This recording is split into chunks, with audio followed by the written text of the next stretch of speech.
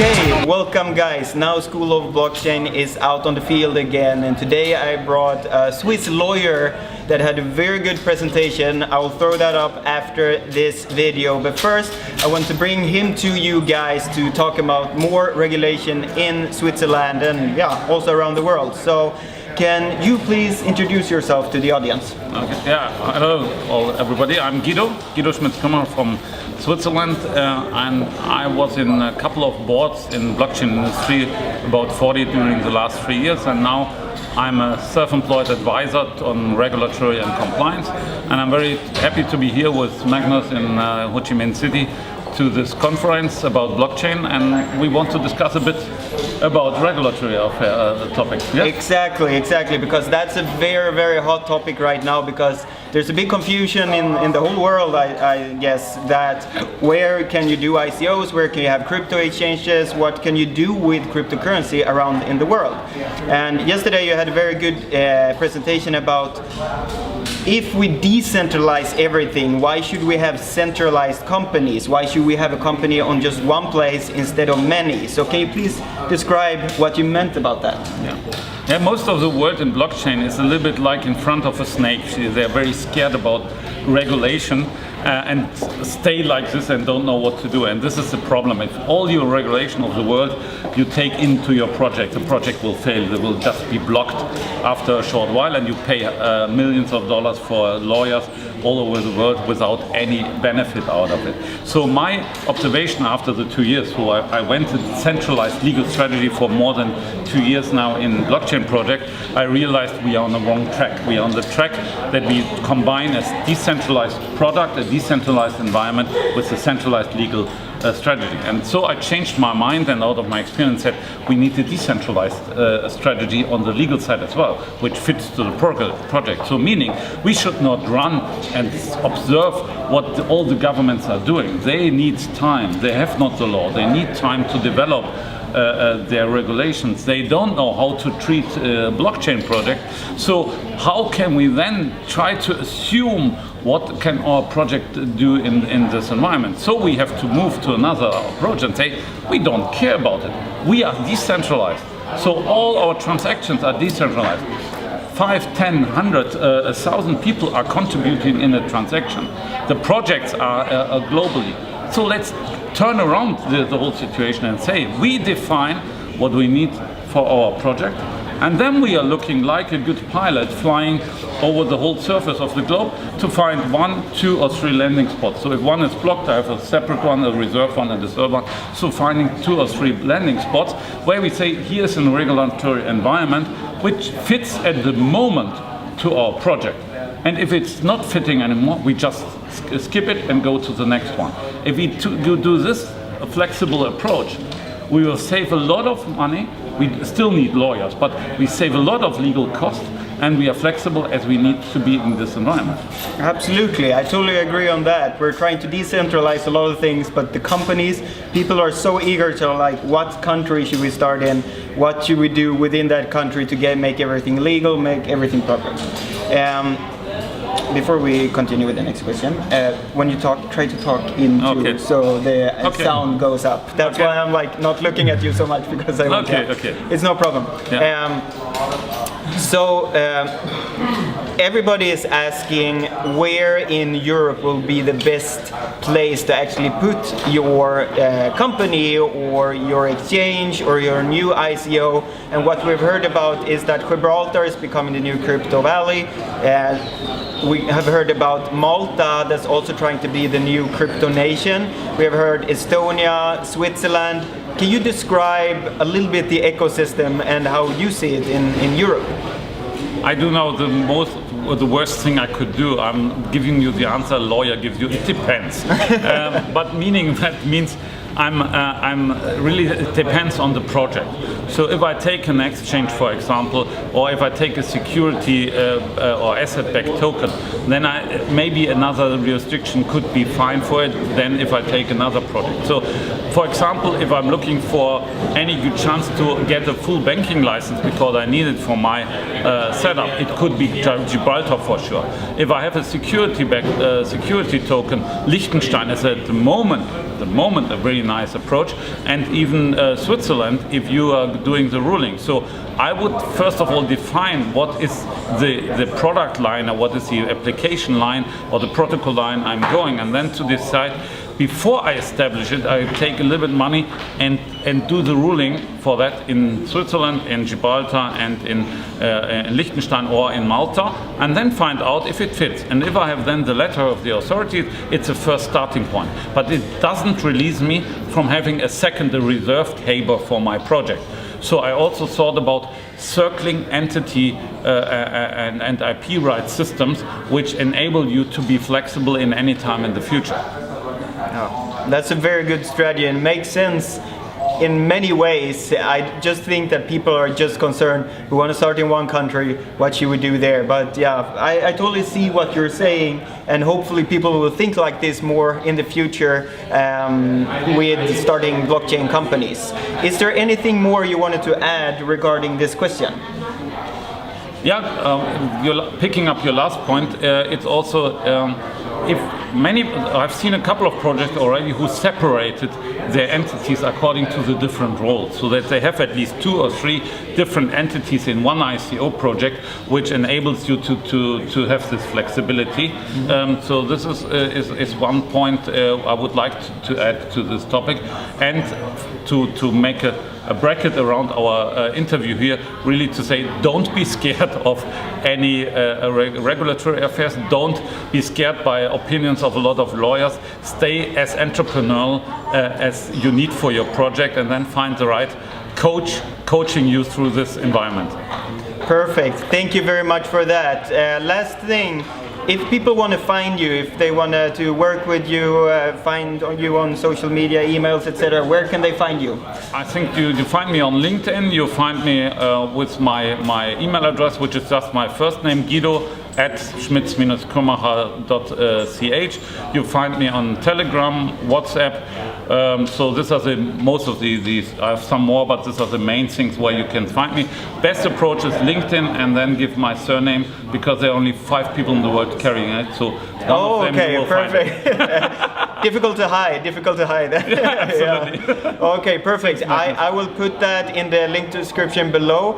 Thank you very much for joining this interview, and for you guys, I hope you subscribe to this video. If you want to get in contact with him or me, please comment below and I'll give you some more information. Thank you for the School of Blockchain. Thank you very much. Thank you, Magnus. Possible. And this is something which is really important in all projects.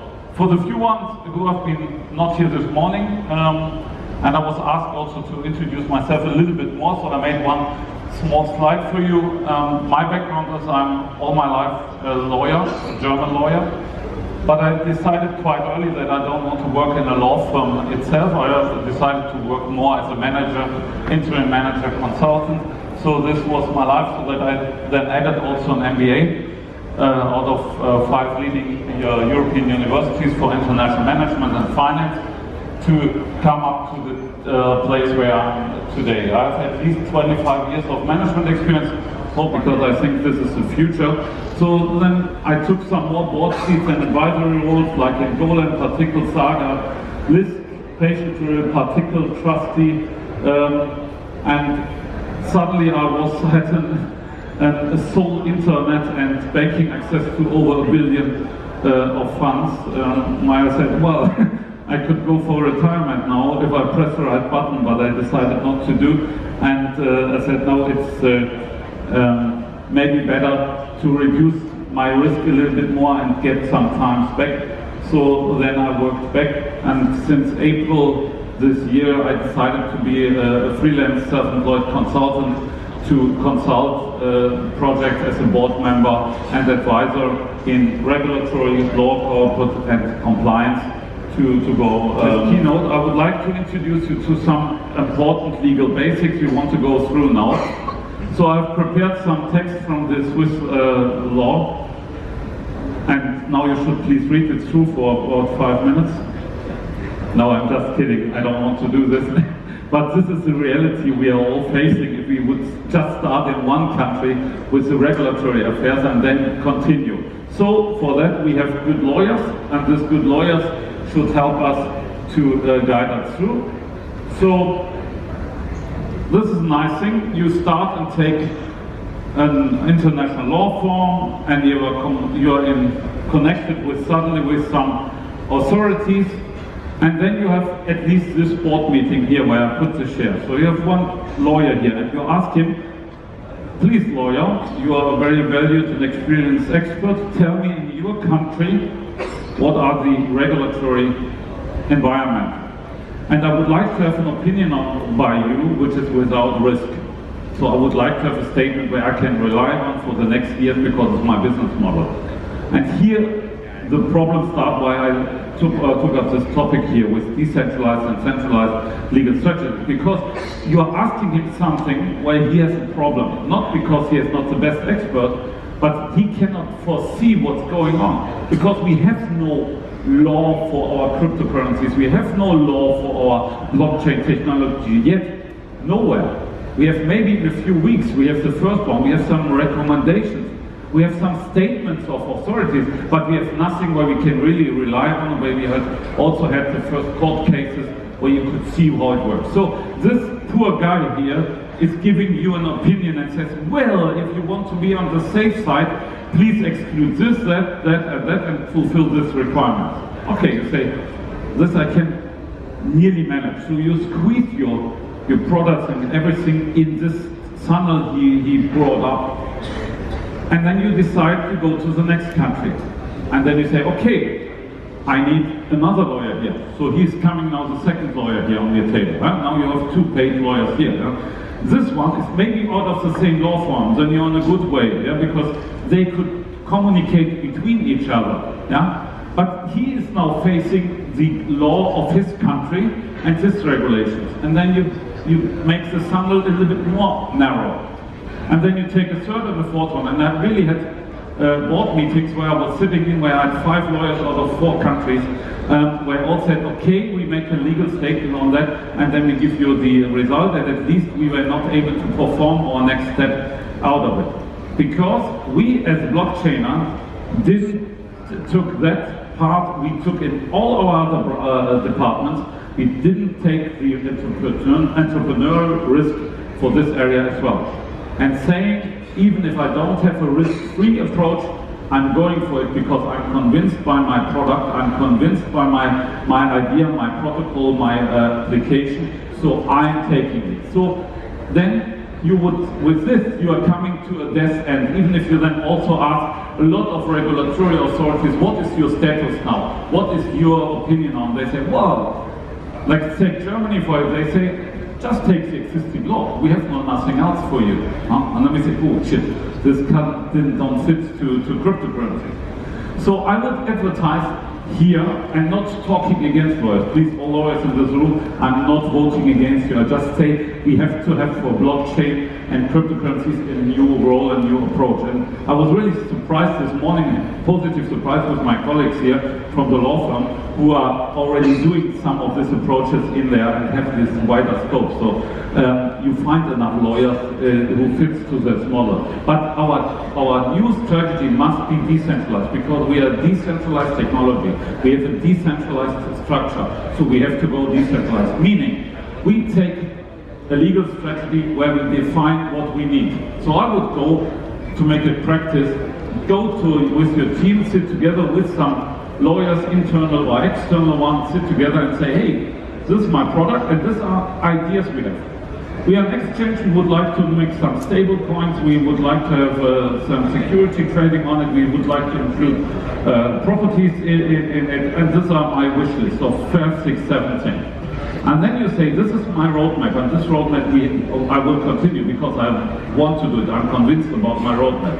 And then you have to say, okay, for this roadmap, what do I need? And if I have purely a technology, if I have purely a protocol, or if I purely have a business model where I want to enable Java programming on a blockchain or whatever you think of, yeah? Then at least you come up, I don't need any country.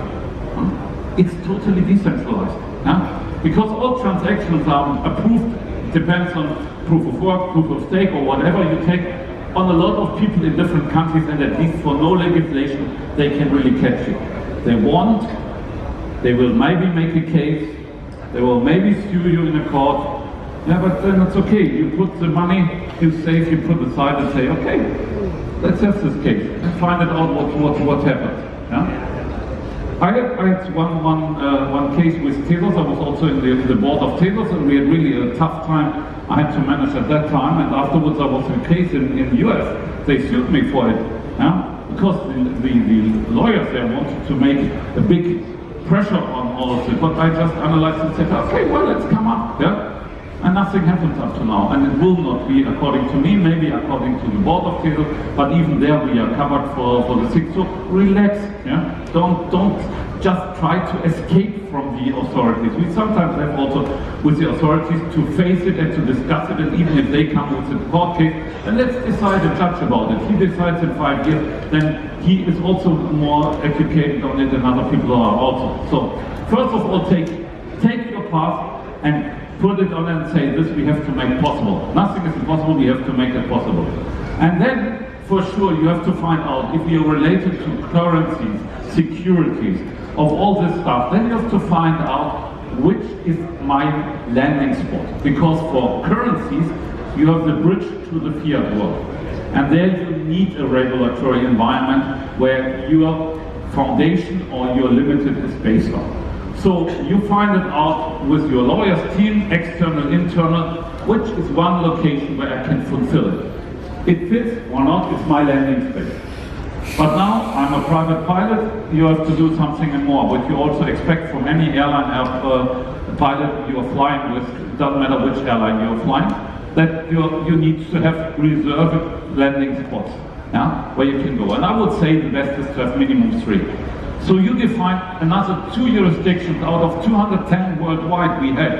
And don't be scared of Polynesian islands, of South America, of Central America, even of the Northern American part. Don't be scared of it. Just analyze very carefully where at the moment I have a landing spot where I can land if this regulatory environment gets worse. So this is the second task you have to do. And if you do this properly, you have 2 landing spots already there, then you're quite flexible. But we want to have it on the safe side, so let's take a third one. And then you have to align your technology with it, so that all regulatory related topics can be switched to another jurisdiction if needed. So if you have any problems there, you are there. Because we're decentralized, we are flexible, and we have to do it. So this is at least the way. And by this you have also one thing which is quite good. Instead of leaving all your lawyers sitting days and days to write any statements about the present situation, you bring them now with much more value and maybe also less cost. You bring them on the new track, and then they work perfect for you, because then they will enable you this way, because you're not asking them risk-free, you're just asking them to support the best way of your project. And this will, in my opinion, I've seen some of the costs we have on law firms in the project. I would assume that you can maybe half cut your costs at least and invest it in a better way, and all parties will be better, and you have a tailor-made, flexible and future-oriented structure. So this is at least my approach, which came up some months ago when I saw all the boards and all the development. And there I would like to encourage you really to take this entrepreneurial challenge, also your legal part, and then you will success and succeed with your project. Thank you. Any questions?